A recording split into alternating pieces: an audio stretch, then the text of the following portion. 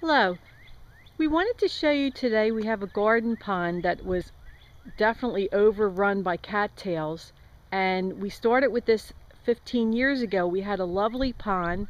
This is what it should look like, with goldfish swimming around, bordered by stone. But we put some cattails in and they really took over, and the root system turned into a giant sponge. So we're in the process right now of, we got out all the water and we are now trying to cut out the cattails.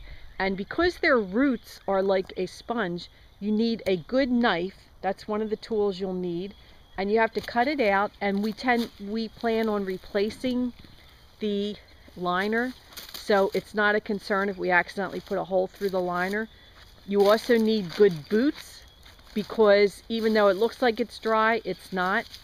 And as you can see, I'm going to show you what the root system looks like on some of these.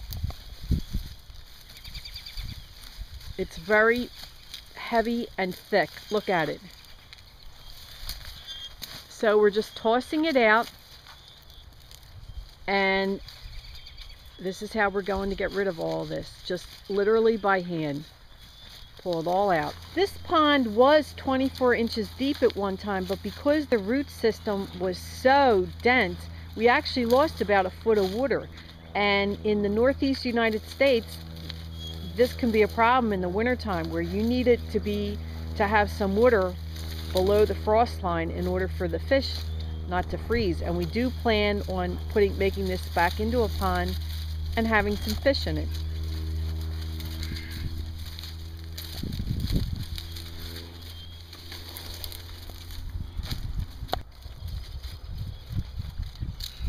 This shows you how much work is involved. A lot of cutting. Look at the size of that root, and that's just off of one small little stalk. Notice that we used a liner to support. You have a lot of dirt that possibly in heavy rainstorms can get under that liner, so we had used a piece of rubber that's actually used for concrete edging when you're doing streets. We had gotten that somewhere. And I also want to notice, see the pipe coming in? We set up a system 15 years ago from our house. It is the rain gutter. The rain comes down, goes into the gutter, goes into a pipe, and the pipe was run along the house under the patio and comes out at the pond. So this pond pretty much is filled up by natural rainwater. We do not, except in extreme circumstances where we have a period of a long drought, where we do have to add water from the hose. For the most part, this is replenished every time it rains, and that's important, especially if you're away. You want the pond to be able to get the natural water. Next, we're just smoothing out the edges. Make it even.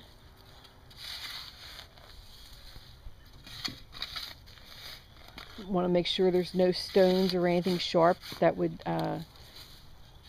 push on the liner. And the other thing was, when our original liner was in, we lined it with stones, because you'd be surprised of all the frogs and critters that will jump up on the stones. So once you put the liner in place, the wind's going to blow it away, the weeds are going to get under it. So when you line it, then you need to put something heavy down. So we have a lot of flat rocks ready to go in. And we'll just continue on all the way. That's how dirt over time has worked its way back in, so we're just going to put it back into the garden.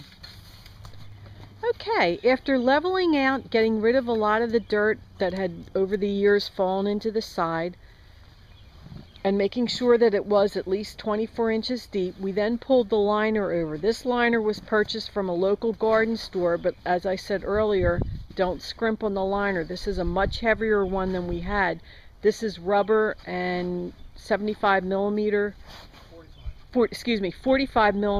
but a lot thicker than what we had. So hopefully this will last for a long time. And the key is, on the sides, we will line it again with rocks, and you try to keep the liner as much as possible out of the sun. Obviously, the lower part will be filled with water. So